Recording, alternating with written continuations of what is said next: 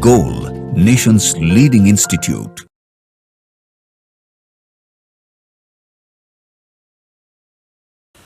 Hello students, I am Manjul Meng from Goal Institute. Now I am going to discuss All India Test Series for NEET 2023. Major Test 1 held on 19th March 2023. Now we start physical chemistry portion of Major Test 1. So which is started from question 6. Question 6 है वो कह रहा है कि for the strong electrolytes the value of major conductivity of molar conductivity of infinite dilution are given below. ठीक है, तो molar conductivity दे रखा है lambda M infinity BaCl2 equals to 280 cross 10 to the power minus 4 Simon centimeter square per mole. इसी तरह से NaCl के लिए दे रखा है 126.5 cross 10 to the power minus 4 और NaOH के लिए दे रखा है 248 cross 10 to the power minus 4. तो करा calculate lambda infinity BaOH whole 2 बराबर व्हाट. तो BaOH होल 2 को निकालने के लिए यहाँ पर आपको क्या करना होगा, BaOH होल 2 ए अगर ब्रेक करेगा तो Ba2 plus plus 2OH minus हमें ए लाना है. तो इसमें देखिए तो इसमें टूट कर आता है Ba plus 2Cl2 2Cl minus 2 plus और इसमें आता है Na plus plus Cl minus और यहाँ पर आता है Na plus plus OH minus. अगर इसको हम 1 कहें, इसको 2 कहें और इसको 3 कहते हैं तो इसमें Ba2 प्लस और 2OH माइनस लाने के लिए पहला और तीसरा, पहला प्लस तीसरा का डबल माइनस दूसरा का डबल, चूंकि 2OH माइनस 2Cl माइनस तो 2NaCl आ जाएगा. इस तरह से अगर इसके अनुसार अगर लेमडा एम निकालना चाहते हैं तो इस तरह से कैलकुलेशन कीजिएगा. तो यहाँ पर कितना हो जाएगा, फर्स्ट 280 सब में 10 टू द पावर माइनस 4 है, आप लिख सकते हैं 10 to the power minus 4 plus 2 into 126 नहीं थर्ड ना है तो थर्ड में हो जाएगा 248 cross 10 to the power minus 4 minus 2 into 126.5 cross 10 to the power minus 4. इसको आप सोल्व कीजिए और इसको सोल्व करने के बाद आपको आएगा 523 cross 10 to the power minus 4 limiting molar conductivity. तो ये option number first is correct, first होगा. ठीक है, तो इसमें बहुत ज्यादा नहीं है, कोलरॉस लगाना था और उसके आधार पर क्वेश्चन सॉल्व करने थे. ठीक है, अब हम आते हैं क्वेश्चन नंबर 7 पे जो फिजिकल केमिस्ट्री से रिलेटेड. तो क्वेश्चन नंबर 7 देखते हैं.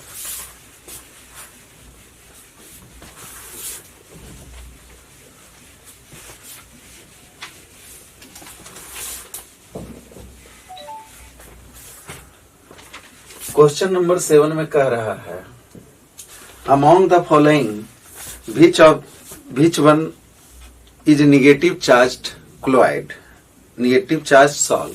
तो निगेटिव चार्ज सॉल्व, तो अगर आप एनसीईआरटी बुक पढ़े होंगे तो एक चार्ट बना हुआ है और चार्ट में ऑलरेडी दे रखा है कि ब्लड है जो कि पॉजिटिवली चार्ज क्लोराइड है, हाइड्रेटेड मेटेलिक ऑक्साइड्स है वो भी पॉजिटिवली चार्ज है, मेटल निगेटिवली चार्ज है. तो इसमें ऑप्शन में निगेटिवली चार्ज पूछ रहा है तो इसमें ऑप्शन नंबर 3 मेटल आ जाएगा. 7 के 3 मेटल. उस चार्ट में सब कुछ मेंशन है. और 4th में है बेसिक डाई स्टफ, ये भी है जो कि पॉजिटिवली चार्ज है. ठीक है, तो वो चार्ट में ऑलरेडी क्लियर एनसीईआरटी बुक में मेंशन है, आप देख सकते हैं. और ऐसे भी मेटल पर क्या होता है कि पॉजिटिवली चार्ज नहीं रहता है, चूंकि यह आसानी से मतलब metal by worth reducing agent, तो रिड्यूसिंग एजेंट तो ऑटोमेटिकली ऑक्सीडाइज्ड हो जाएगा, तो M से M प्लस पर रहेगा, इसलिए ए अक्सर हाँ इसका होता है निगेटिवली। यहाँ पर पॉजिटिवली चार्ज मतलब रिड्यूसिंग एजेंट जैसा रहेगा तो M पर प्लस हो जाएगा, वो अट्रैक्ट करके रखेगा निगेटिवली चार्ज को, और निगेटिवली चार्ज कैरेक्टर ही सॉल्व बनाएगा, ठीक है, इस कारण से। तो अब वहां पर चार्ट में आपको क्लियर रूप से मेंशन है। अब आते हैं क्वेश्चन नंबर 12 जो फिजिकल केमिस्ट्री से रिलेटेड है, बाकी बीच में ऑर्गेनिक या इनऑर्गेनिक होगा। तो कह रहा है कि the density of vapour of a substance is 173 kelvin. Temperature यहाँ आपको दे रखा है 373 kelvin, 373 kelvin, and pressure 1.013 cross 10⁵ pascal, लगभग 1 एटमॉस्फेयर ही है। और डेंसिटी दे रखा है D बराबर 2.55 ग्राम पर लीटर। तो ग्राम पर लीटर में दिया है, इसका मतलब हमें एटमॉस्फेयर में ही लेना चाहिए।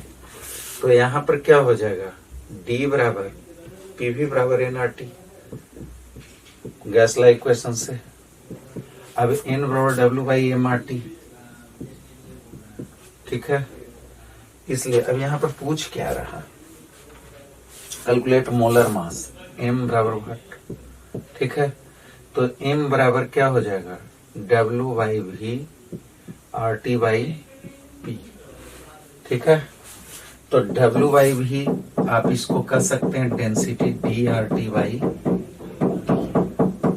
तो D आपको दे रखा है 2.55 सॉरी, मल्टीप्लाइड बाई R तो जब लीटर एटमॉस्फेयर में लिखिएगा तो 0.0821 cross T 373 upon P 1 atmosphere. तो इसको आप सोल्व करके देखिए, ये आपका रिजल्ट आएगा 78 ग्राम पर मोल, ठीक है। तो 78 option number 3 is correct, clear. तो क्वेश्चन नंबर 12 था। अब क्वेश्चन नंबर 12 के बाद आपका क्वेश्चन नंबर 15 है जो फिजिकल केमिस्ट्री से रिलेटेड है।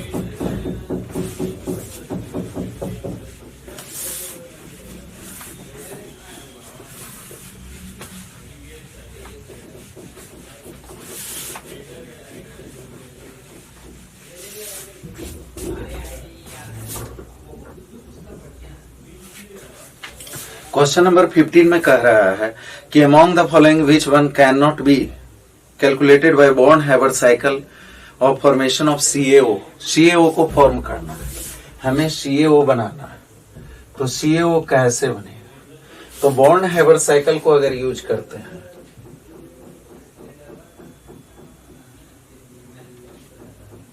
बॉर्न-हाइवर्ट साइकिल,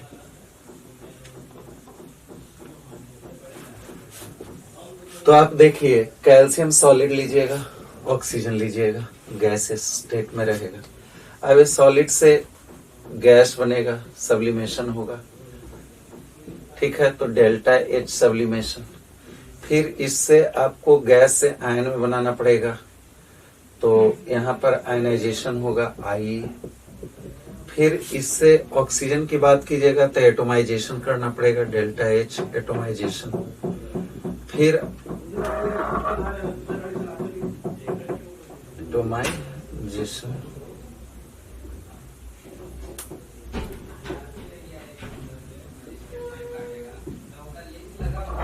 और फिर होगा ऑक्सीजन गैस बनेगा। अब इससे इलेक्ट्रॉन गेन इंथैल्पी लगाना पड़ेगा।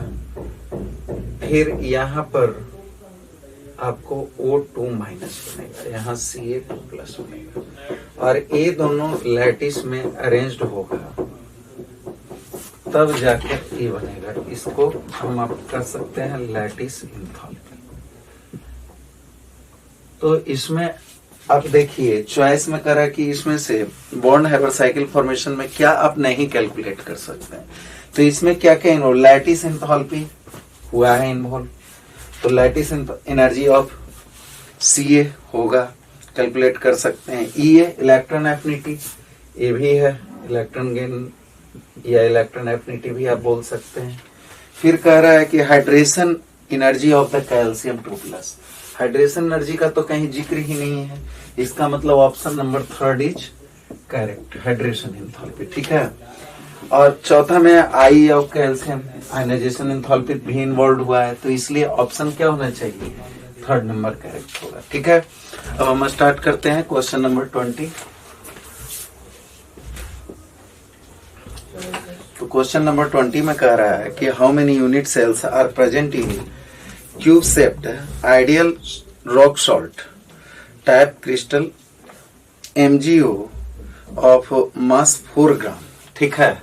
तो मास हमें दे रखा है, मास बराबर 4 ग्राम। ठीक है। 4 ग्राम में हमें नंबर ऑफ यूनिट सेल निकालना है, नंबर ऑफ यूनिट सेल्स बराबर 1। और हमें कह रहा है कि रॉक सॉल्ट टाइप का, मतलब NaCl टाइप स्ट्रक्चर है, इसका मतलब Z बराबर कितना हो जाएगा 4। ठीक है। तो अगर हम एक यूनिट सेल का मास निकाल लें तो नंबर ऑफ यूनिट सेल आ सकता है। तो एक देखिए कि नंबर ऑफ यूनिट सेल, एक यूनिट सेल का कितना मास होगा। तो अगर आप डेंसिटी से देखते हैं तो डेंसिटी बराबर, और हमको इसमें MgO की बात किया है, तो MgO मोलर मास कितना हो जाएगा, मोलर मास बराबर 24 + 16 40 हो जाएगा ग्राम पर मोल। ठीक है। तो अगर डेंसिटी की बात करें तो डेंसिटी बराबर Zm बटा Na इंटू AQ। तो मास ऑफ, अगर डेंसिटी बराबर इतना है तो एक यूनिट सेल का मतलब कि जो इतना एक मतलब कि पूरा यूनिट सेल का डेंसिटी आपको इतना है, तो इसका मास भी आप निकाल सकते हैं। अगर मान लीजिए कि टोटल का एक यूनिट सेल का वॉल्यूम कितना है, AQ। AQ क्या है, वॉल्यूम ऑफ 1 यूनिट सेल। तो डेंसिटी इंटू वॉल्यूम बराबर मास होता है। और अगर volume of unit cell, 1 unit cell volume, अगर बात करें सेल वॉल्यूम बराबर AQ है, तो इसका मतलब ये क्या हो जाएगा, मास ऑफ 1 यूनिट सेल। ठीक है। तो इसलिए mass of 1 unit cell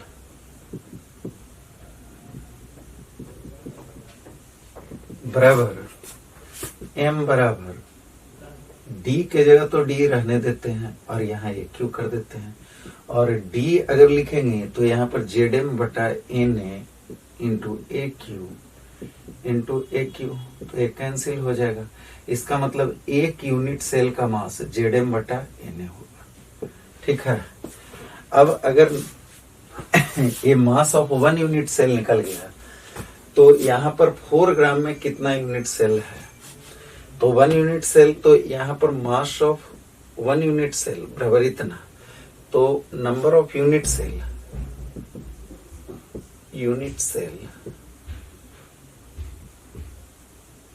in 4 gram equal to 4/m हो जाएगा, बराबर 4/m के जगह क्या लिख सकते हैं, Zm/Na।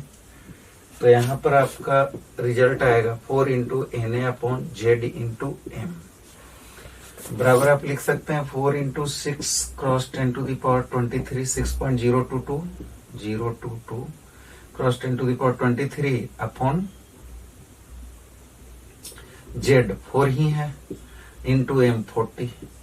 तो इसको आप कैलकुलेशन कर सकते हैं। 4/6 अगर हम अप्रोक्सीमेटली देखें तो 6/4 × 10⁻22, तो ये करीब करीब 3/2 1.5 के राउंड में आएगा, 1.5 × 10⁻22। तो ये कितना ऑप्शन आ रहा है, कौन सा ऑप्शन करेक्ट है, ऑप्शन नंबर 2 इज करेक्ट। तो option number 2 is correct. Clear. एक क्वेश्चन थोड़ा सा ट्रिकी था और अच्छा था मेरे ख्याल से, अब आपको समझ में आ गया। इसमें कुछ नहीं करना था, मास ऑफ यूनिट सेल निकालना था।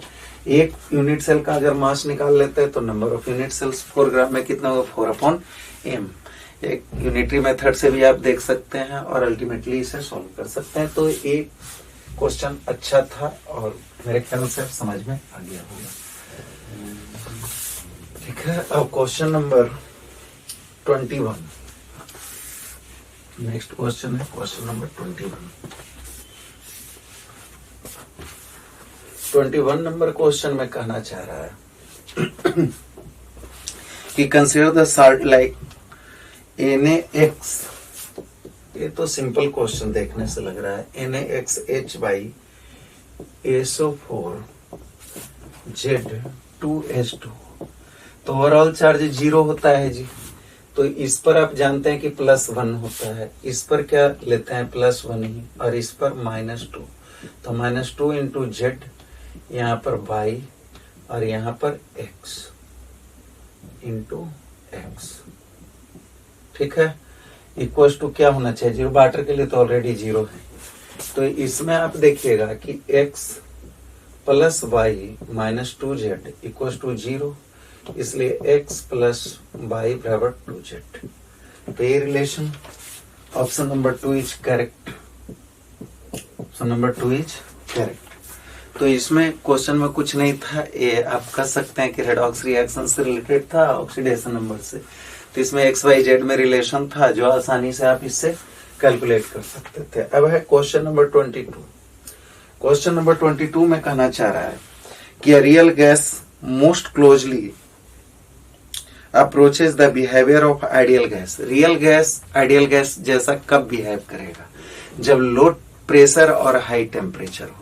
लो प्रेशर होगा तो क्लोजनेस कम जाएगी, अट्रैक्टिव फोर्सेस कम जाएगी। ठीक है, और लो प्रेशर होगा तो, और हाई टेम्परेचर में मोलिकुलर सेपरेशन बढ़ेगा, तो वॉल्यूम को नेग्लिजिबल हम कर सकते हैं आसानी से। तो इस आधार से आप देखिएगा कि इसमें 45 एटमॉस्फेयर तो बहुत ज्यादा प्रेशर है, नहीं हो सकता 1 एटमॉस्फेयर। ठीक है, 45 एटमॉस्फेयर ये भी ज्यादा है। अच्छा, टेम्परेचर देखिए तो टेम्परेचर 273 और सबसे अधिक 500 केल्विन। तो आंसर थर्ड सबसे मतलब लो प्रेशर और हाई टेम्परेचर पर फिट बैठता है, इसलिए ऑप्शन नंबर 3 होगा, क्योंकि low pressure and high temperature चाहिए आइडियलिटी के लिए, रियल टू आइडियल गैस बनने के लिए। ठीक है, अब क्वेश्चन नंबर 23 में आते हैं। क्वेश्चन नंबर 23 कहता है कि the value of Kp for a reaction A plus B goes to C। 23rd नंबर क्वेश्चन में कहना चाह रहा है कि A plus B goes to C। सब गैसियस स्टेट में है जी। ठीक है, तो इसके लिए Kp दे रखा है, यहाँ पर Kp है। ठीक है, तो अगर Kp बराबर है 25 एटमॉस्फेयर के स्क्वायर। ठीक है, 25 एटमॉस्फेयर के स्क्वायर, तो हमें -2 सॉरी। अब कह रहा है कि at a certain temperature coefficient C if K' P for the reverse reaction. अगर इस रिएक्शन को रिवर्स कीजिए तो Cg से आपके पास बन जाएगा A gas plus B gas. इसके लिए आपको कह रहा है Kp डैश। तो Kp डैश अगर सिंपली देखिए तो रिवर्स होता है, तो Kp डैश 1/Kp भी लिख सकते हैं, लेकिन कह रहा है कि इसको x से गुना कर दिए पूरे रिएक्शन को, तो कितना होगा? लेकिन ये दे रखा है कि Kp डैश बराबर आपके पास 1/5 है। ठीक है, 1/5 एटमॉस्फेयर फॉर द रिवर्स। तो यहाँ पर एटमॉस्फेयर में तो Kp डैश 1/5 एटमॉस्फेयर में दे रखा है, अर्थात Kp डैश अगर हम यहाँ 1 से मल्टीप्लाई करते हैं तो ओवरऑल क्या हो जाना चाहिए? x। ठीक है, तो ओवरऑल x हो जाना चाहिए। तो Kp डैश बराबर 1/Kp का x बराबर 1/5। ठीक है, तो 1/5 तो यहाँ पर 1/Kp का पावर x 1/5। अब इसलिए आप लिख सकते हैं Kp के पावर x इक्वल टू 5, और Kp बराबर आपको मालूम है 25 x इक्वल टू 5, इसलिए x इक्वल टू 1/2 होना चाहिए। तो option number x equal to 1/2 किसके लिए? First option is correct. First option is right choice. ठीक है, तो इस तरह से क्वेश्चन में थोड़ा सा लैंग्वेज में प्रॉब्लम है, अदरवाइज ये क्वेश्चन ठीक था। ठीक है, अब हम आते हैं क्वेश्चन नंबर 27 नंबर पे। फिजिकल का क्वेश्चन 27 है, बीच में क्वेश्चन अदर टॉपिक से है। तो क्वेश्चन नंबर 27 में कह रहा है कि after removal of the hard cell 2x, जो एग है, एग का ऊपरी कवर जो कैल्शियम का बना हुआ होता है, उसको रिमूव कर दिया गया। ठीक है, अब 2 और 2x, 2 एग लिया गया, दोनों का रिमूवल कर दिया, जो हार्ड सेल है उसे हटा दिया गया। One of them is placed in pure water, एक को प्योर वाटर में डाल दिया गया, and other is placed in saturated solution of sodium chloride. Sodium chloride के solution saturated solution means concentration ज्यादा है अंदर के पार्ट से। अगर एक का अंदर का पार्ट है सेल के, जो एग है, एग सपोज कीजिए कि एग, तो इसका कंसंट्रेशन C1 है, लेकिन इसको कंसंट्रेटेड NaCl में डाला गया, इसका C2 है। अगर C2 is greater than C1 हो तो ये क्या करेगा, श्रिंक कर जाएगा, ये श्रिंक करेगा। और जब वाटर में डाल दिए तो इसमें क्या हो, क्योंकि इससे वाटर निकलेगा, इसमें आ जाएगा। ठीक है, सॉल्यूशन में आ जाएगा, NaCl सॉल्यूशन है तो। और अगर यहाँ पर वाटर लीजिएगा तो ये क्या होगा, ये जब एग ऐसा था तो ये और फैल जाएगा, मतलब अंदर की ओर वाटर जाएगा। तो इसमें ऑप्शन पर आते हैं, चूंकि ऑस्मोसिस होगा। ठीक है, इसमें रिवर्स ऑस्मोसिस हो जाएगा, और इसमें आप कह सकते हैं कि वाटर से इसमें आ रहा है तो ऑस्मोसिस प्रोसेस होगा। तो इसमें कहना चाह रहा है कि एक placed in pure water will swell because concentration of protein is low inside. Concentration of protein तो ज्यादा होगा, तो सेल इसलिए थोड़े ही कर रहा है। अब रिवर्स ऑस्मोसिस पहला ऑप्शन नहीं होगा। Egg placed in sodium chloride solution will shrink due to osmosis. Yes, ये तो हो रहा है, श्रिंक तो हो रहा है, तो इसका मतलब ऑप्शन नंबर 2 इज करेक्ट। ठीक है, अब है थर्ड में कह रहा है कि एक placed in sodium, first correct नहीं है, सेकंड करेक्ट है। एक placed in sodium chloride solution will swell up, नहीं हो सकता है, थर्ड भी रॉन्ग हो गया। और फोर्थ कह रहा है कि एक placed in pure water will shrink because of the concentration of protein is high inside. तो ये श्रिंक नहीं करेगा, जब वाटर में है तो क्या करेगा, ओवल और ज्यादा वाटर को एब्जॉर्ब करेगा, मतलब वाटर इसके अंदर आएगा। तो ये फोर्थ चॉइस भी गलत है, तो आंसर सेकंड चॉइस हो जाएगा। क्लियर, तो ये ऑस्मोसिस से रिलेटेड क्वेश्चन था 27 नंबर। ठीक है, अब 30 नंबर क्वेश्चन पे आते हैं।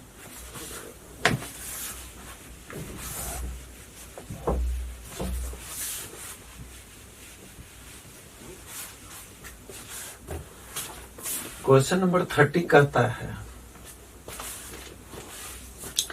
कि if half cell period for the first order reaction, first order reaction ही है, तो T half equal to X कह रहा है, T half equal to x.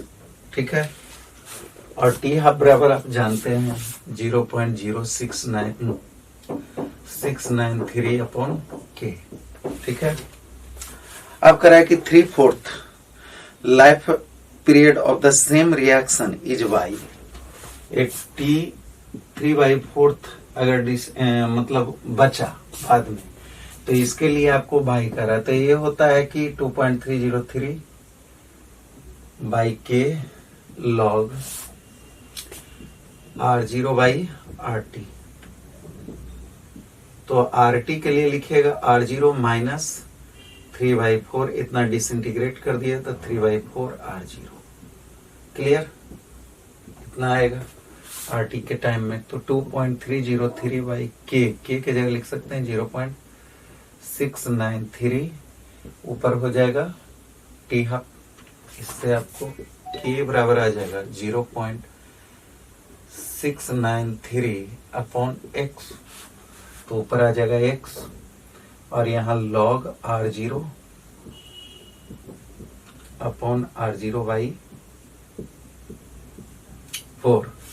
तो यहाँ पर आ जाएगा, ए तो कैंसिल हो जाएगा जी 0.301 से, तो x अपॉन 0.301 इंटू 2 log 2 आ जाएगा।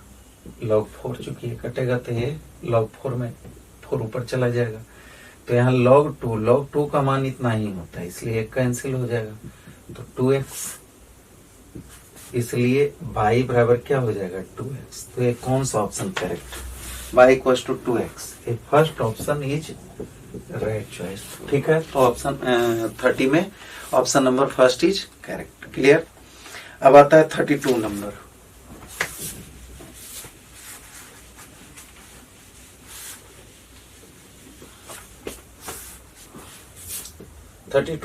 स्टेटमेंट बेस्ड क्वेश्चन है। स्टेटमेंट फर्स्ट कर रहा है कि the radii of the stationary states of hydrogen atom is explained as Rn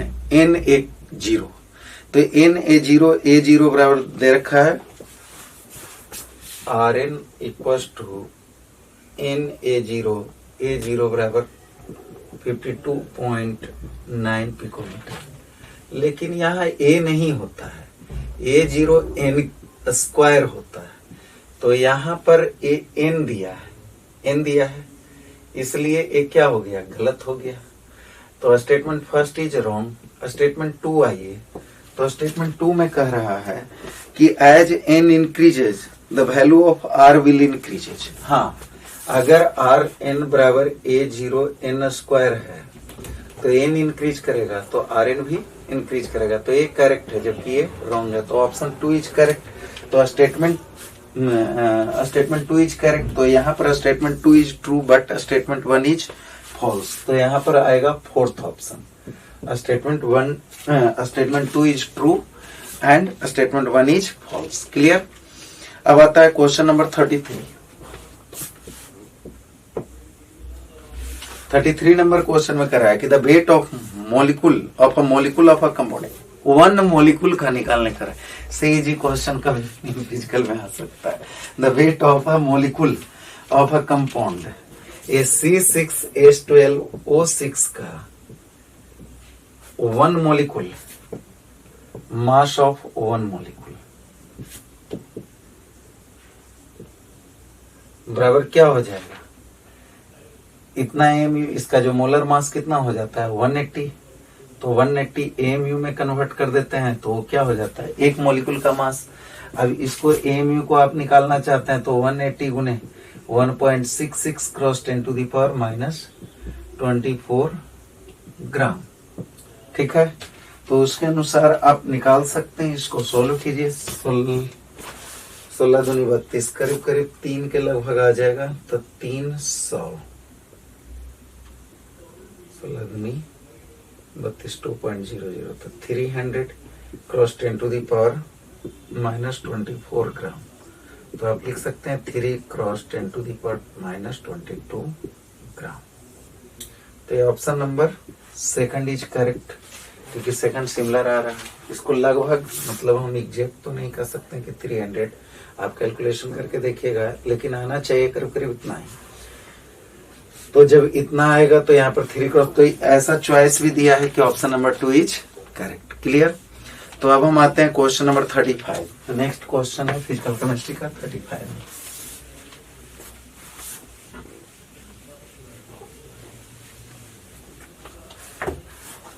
35 number question में कह रहा है कि the correct option for the number of face centred unit cell in all 14 type of Bravais lattice unit cells. Bravais lattices आप जानते हैं कि 7 type के आता है। अब 7 टाइप में सब मिला के यूनिट सेल का 14 टाइप होता है, सबके लिए अलग अलग। तो इसके लिए एक हम ट्रिक दे देते हैं कि CT ओम HRT, CT ओम HRT, ये तीनों में तो प्रिमिटिव ही होता है। ये तीनों में क्या होता है, primitive. H for hexagonal, H for यहाँ पर लिख सकते हैं हेक्सागोनल, रोम्बोहेड्रल,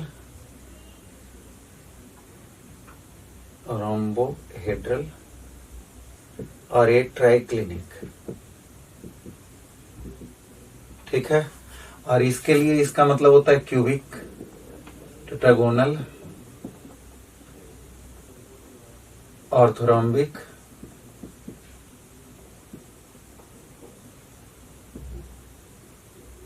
और ए मोनोक्लिनिक। तो इसमें सिंपल क्यूबिक भी होता है, मतलब आप बीसीसी एफसीसी भी होता है और एससी होता है, ठीक है। इसमें बीसीसी और एससी होता है। इसमें आइएगा तो बीसीसी, इसमें सब होता है, बीसीसी एफसीसी एससी ईसीसी, ठीक है, ईसीसी। और यहाँ पर होता है सिंपल क्यूबिक और ईसीसी। तो आप समझ लीजिए कि फेस सेंटर्ड और फेस सेंटर्ड दो जगह है। तो इसका मतलब सब मिला के अब देख लीजिए 1 2 3 4 5 6 7 8 9 10 11 11 12 13 14 सब मिला के 14 ब्रेवियास लैटिसेज के अंतर्गत आ जाएंगे। अब ये सब में सिंपल क्यूबिक, इसमें प्रिमिटिव मतलब सिंपल क्यूबिक। तो सिंपल क्यूबिक तो इसमें एक, इसमें इसमें और इसमें, तो सिंपल क्यूबिक बोलेगा तो बहुत ज्यादा 7 वो हो जाएगा, 7 यूनिट सेल्स आ जाएंगे। लेकिन अगर बीसीसी बोलेगा तो 1 2 3 3 आएंगे, और अगर एफसीसी बोलेगा तो ओनली 2 आएंगे। तो 14 में कितना आएंगे 2। तो ये आप ट्रिक याद रख सकते हैं और आपको काम देगा। इसमें ए बी सी का भी पैटर्न एक सिंपल हो जाता है, जिसके आधार पर आप क्वेश्चन बना सकते हैं, ठीक है, नीट में। अब हम आते हैं सेक्शन बी पे, क्वेश्चन नंबर 37, ठीक है। सेक्शन ए खत्म हो गया। तो इसमें करेक्ट ऑप्शन क्या था 2, तो मतलब 3 नंबर में 2 है दे रखा, 2 एफसीसी आएगा। तो एक क्वेश्चन नंबर 35 में third option is correct option, ठीक है। अब क्वेश्चन नंबर 37,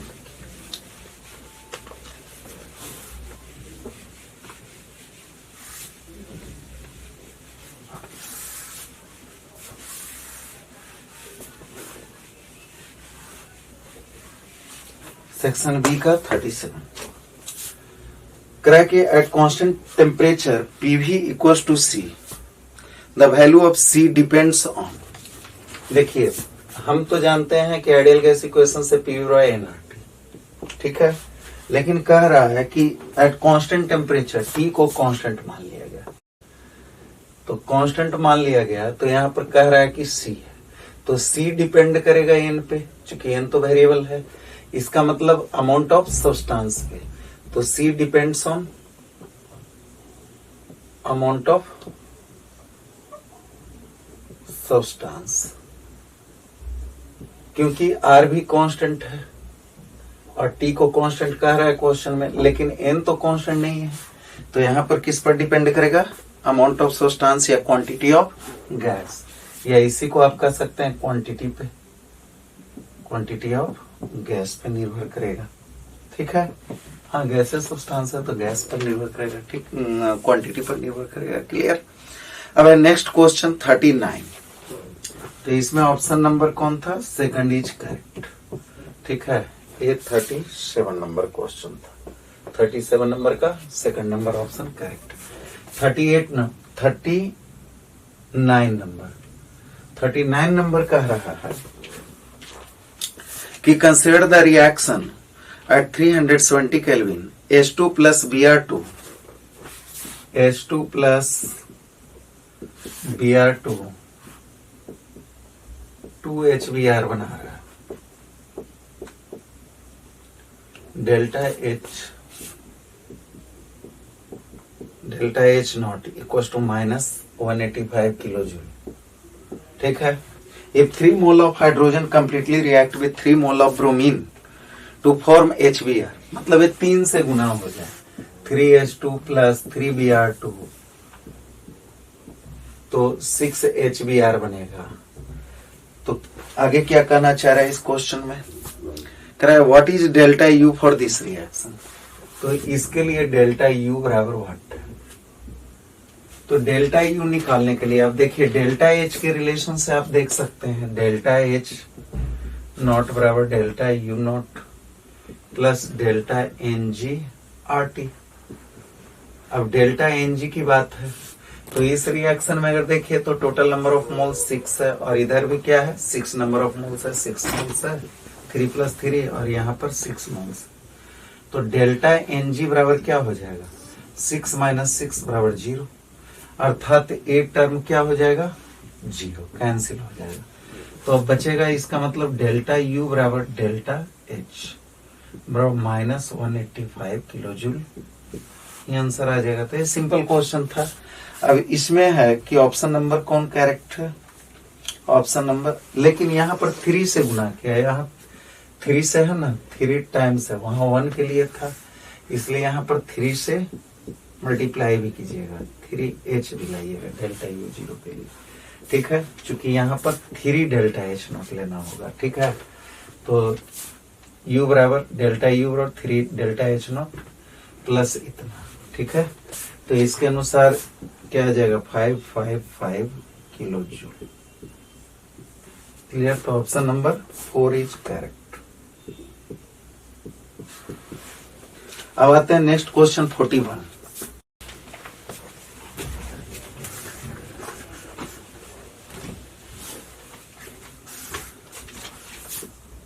तो 41 नंबर क्वेश्चन में कह रहा है कि द प्लॉट, अच्छा ये प्लॉट दे रखा है आपको लैम्डा एम और सी के पावर हाफ में, एक ऐसा है और एक ऐसा है, ठीक है। ये ए के लिए है और ये बी के लिए। तो ये क्या होगा, स्ट्रॉन्ग इलेक्ट्रोलाइट, स्ट्रॉन्ग इलेक्ट्रोलाइट, और बी क्या होगा, वीक इलेक्ट्रोलाइट, आप ग्राफ से जानते हैं, ठीक है। ऐसे भी इसकी जो मोलर कंडक्टिविटी है वो जैसे जैसे डाइल्यूशन करते हैं तो वीक इलेक्ट्रोलाइट का बहुत तेजी से इंक्रीज करता है, लेकिन इसका नियरली कांस्टेंट रहता है, मतलब नियरली इंक्रीज करता है लेकिन बहुत कम मात्रा में इंक्रीज करता है। तो इसमें वीक इलेक्ट्रोलाइट ही हो जाए, चूंकि इसका कंसंट्रेशन जैसे ही डाइल्यूशन कर रहे हैं, कंसंट्रेशन को कम कर रहे हैं, वहां पर क्या हो रहा है, बहुत ज्यादा तेजी से इंक्रीज कर रहा है, इसलिए ये वीक इलेक्ट्रोलाइट है और ये स्ट्रॉन्ग इलेक्ट्रोलाइट है। तो इसमें ऑप्शन क्या कर रहा है कि strong and weak, A and B. तो ए तो स्ट्रॉन्ग है और बी वीक, तो strong and weak, A option number second आ जाएगा, ए और बी के लिए, ए और बी के लिए, ठीक है। तो ए सेकंड ऑप्शन इज करेक्ट, ठीक है। अब क्वेश्चन नंबर 42 कह रहा है कि the reaction order from the following rate constant, के बराबर दे रखा है 42 नंबर क्वेश्चन में, के इक्वल टू दे रखा है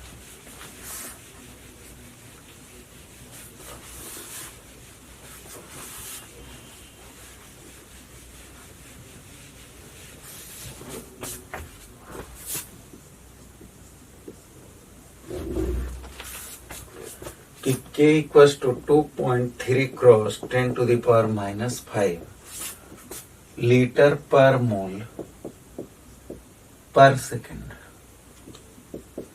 ठीक है। तो पूछ रहा है कि इच, अच्छा first order, second order, third order, देखने से ही पता चल रहा है, यूनिट को गौर कीजिए, तो यूनिट क्या है, सेकंड ऑर्डर। अब चाहे तो निकाल भी सकते हैं, रेट बराबर क्या होता है, k इंटू कंसंट्रेशन मोल पर लीटर के पावर n आप मान लीजिए ऑर्डर। तो यहाँ रेट को आप कैसे लिख सकते हैं, मोल पर लीटर पर सेकंड, इसलिए k बराबर क्या हो जाएगा, मोल पर लीटर अपॉन मोल पर लीटर के पावर n। तो यहाँ पर हो जाएगा मोल पर लीटर के पावर 1 - n इंटू पर सेकेंड। तो अगर n बराबर 2 लीजिएगा तो ये वाली वैल्यू आ जाएगा, और n बराबर 2, k का यूनिट ऑफ k क्या हो जाएगा लीटर पर मोल पर सेकंड। आप इस फॉर्मूला के सहारे किसी का भी ऑर्डर निकाल सकते हैं, n जो भी हो, जीरो ऑर्डर हो, फर्स्ट ऑर्डर हो, सेकंड ऑर्डर हो। अगर फर्स्ट ऑर्डर की बात कीजिएगा तो n इक्वल टू 1 तो पर सेकंड आ जाएगा, अगर जीरो ऑर्डर की बात कीजिएगा तो मोल पर लीटर पर सेकंड आ जाएगा, सेकंड ऑर्डर की बात कीजिएगा तो पर मोल लीटर पर सेकंड। तो इस तरीके से आप किसी भी ऑर्डर ऑफ रिएक्शन के लिए आप निकाल सकते हैं। अब है 42 के बाद लास्ट क्वेश्चन है 47। तो 47 नंबर क्वेश्चन में क्या कहना चाह रहा है, असर्शन रीजन से रिलेटेड है। Perfectly ideal gas is possible with respect to binary solution of two liquids. Perfectly ideal gas is perfectly ideal gas, हाँ आइडियल सॉल्यूशन तो कभी बनता ही नहीं। जो रॉल्स लॉ को 100% फॉलो करे ऐसा कभी बनता ही नहीं है। हाँ नियरली आइडियल हम लेकर चलते हैं, तो ये तो स्टेटमेंट गलत हो जाएगा भाई। Perfectly ideal solution is not possible रहता तो चलता, लेकिन is possible with respect to binary solution of two liquid, नहीं, ये ऑप्शन गलत है। जो स्टेटमेंट है असर्शन है वो गलत है। अब रीजन में आइए, no two substances can have exactly the same nature of intermolecular force and also same magnitude. Yes, intermolecular दो सॉल्यूशन का, दो सब्सटेंस का एग्जैक्टली सेम नेचर कभी भी नहीं हो सकता है। दोनों का इंटरमोलिकुलर फोर्सेज भी सेम नहीं हो सकता है और सेम मैग्नीट्यूड में भी नहीं हो सकता है। Same nature of the intermolecular, same he type के इंटरमोलिकुलर फोर्सेज लगे, ऐसा कोई जरूरी नहीं है दो सब्सटेंस के लिए। तो ये रीजन करेक्ट है। तो इसमें assertion is false, reason is true. तो ये ऑप्शन नंबर 47 में 4 आएगा। ठीक है, assertion is wrong, false and reason true. ठीक है, तो इस तरह से आप देखिए 47 नंबर में असर्शन फॉल्स हुआ, रीजन ट्रू हुआ। ठीक है, तो अब हम नेक्स्ट AITS में मिलते हैं, AITS सॉल्यूशन में। Thank you.